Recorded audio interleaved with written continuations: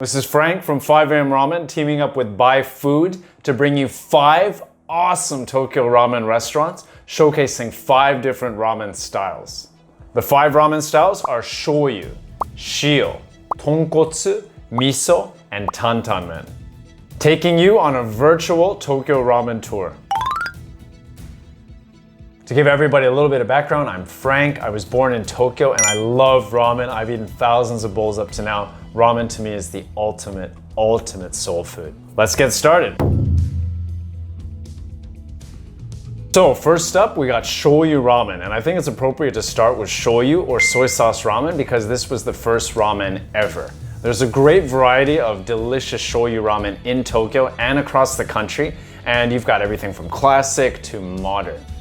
Today, we're focusing a little bit more on the modern, and I'm highlighting a ramen restaurant in Okachimachi, which is on the Yamanote line, and the ramen restaurant is called Kamo to Negi. Kamo is duck, and Negi are spring onions, and just as you'd expect from that title, that's their focus. It's got a wonderful soy sauce seasoning holding everything up, and to highlight a beautiful soup that is made purely of ducks and water. It's pure tasting and delicious. This nice fattiness from ducks radiates throughout, and the ducks are sourced from around the country. You can see how the soup glistens dramatically.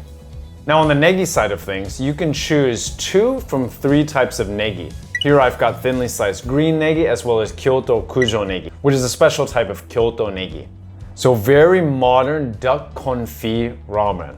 And I like to point out that everything is elegant about it. The ramen itself, the interior of the ramen shop, Kamo to Negi, even the countertops are tatami mats. There's a certain elegance about everything they do.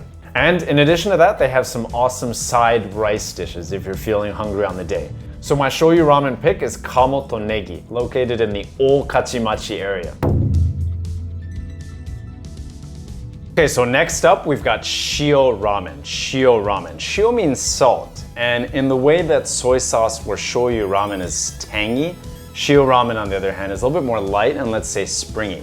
It's normally a clear soup, and because it's a light, clear soup, everything that's in the soup stands out a little bit more. And the Tokyo Shio Ramen that I'm highlighting is coming from a ramen restaurant called Soba House, Konjiki Hototogisu. This is actually the 3rd ramen restaurant to receive 1 Michelin star in Tokyo. They're in Shinjuku and located very close to the beautiful Shinjuku Gyoen. So they've got shio and shoyu, take your pick, but their shio is most popular. The shio seasoning is a Mongolian rock salt and also an Okinawan sea salt. Now the soup includes clams, fish, chicken, pork, and vegetables. It's very complex, flavors of land and sea harmoniously colliding. But as you'd expect from a Michelin ramen shop, they of course have to spruce it up a little bit, and what they do is use a homemade black truffle oil as well as a French porcini mushroom oil. This adds a lot of depth to the already deep soup, and of course wonderful aromas when it's set in front of you.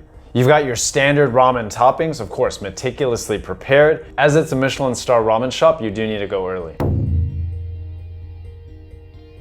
Alright, next up is Tonkotsu Ramen, or pork bone ramen, probably the most common outside of Japan. It's known for its rich flavor and cloudy broth, which comes from boiling pork bones for a long time. We're talking a day, sometimes even 3 days. And the Tokyo Tonkotsu Ramen shop I'm shining a light on today is Tanaka Shoten. They've got a couple branches throughout Tokyo, but there is something special about visiting their honten, or their flagship shop. This is located way deep in Adachi-ku, or Adachi City, up in the north. And the closest station is Rokucho. Now their Tonkotsu Ramen is close to a Hakata-style Tonkotsu Ramen. And in their preparation, it's a 3-day boil, and they use primarily the pig's head. Now this creates a delicious richness, but also a kind of gaminess, and a little bit of a funky smell. This is apparent when you walk into the restaurant. But that milky broth is oh so delicious and of course heavy. They've got some great condiments, including beni shoga and also a very spicy takana, or mustard. Now the noodles are straight and super thin. You can request from 4 levels of firmness for the noodles, and this includes harigane, barikata, futsu, and yawa.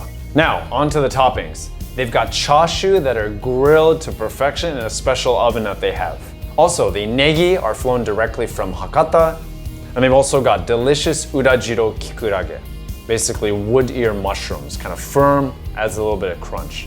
It's deep in Tokyo, but worth the visit. Outside of actually being able to go to Hakata or Kyushu, this is one of the best places you can get Tonkotsu Ramen in Tokyo. It's actually widely regarded as a #1 Tonkotsu Ramen restaurant in Tokyo. Next up, we've got Miso Ramen, also another popular style outside of Japan. I love eating miso ramen, especially in the winter. Now, we just looked at Tanaka Shoten, which is way up in northern Tokyo. We're going all the way down to the other side in southern Tokyo. And this place is called Ramen Ren. The nearest station is Kamata. And this is very close to where I grew up, so my old stomping grounds, let's say. And they're known for a thick and super rich miso ramen. But it's not just in your face, it's also very complex. They blend 4 types of red and white miso, alongside 5 types of vegetables. And to top it off, they use chiyu, or chicken oil. This gives it a smooth taste overall. If you want to have even more richness, you can add toppings like butter or cheese. Pretty crazy. They also have an awesome miso tsukemen, or dipping ramen. This one, compared to the ramen, has more of a fish flavor. Now, this place is one of my favorite ramen shops for miso ramen in Tokyo, if not my favorite Tokyo miso ramen shop. Tell them I sent you. Now, for our number 5 Tokyo ramen shop, we're looking at Tantan Men, also known as Dandan noodles if you look at the roots of this dish, because it basically came from Chengdu in Sichuan province in China, eventually making its way over to Japan, where it became a little bit milder. Our ramen restaurant for Tantan Men is Gold Scorpion, or Kinkatsu.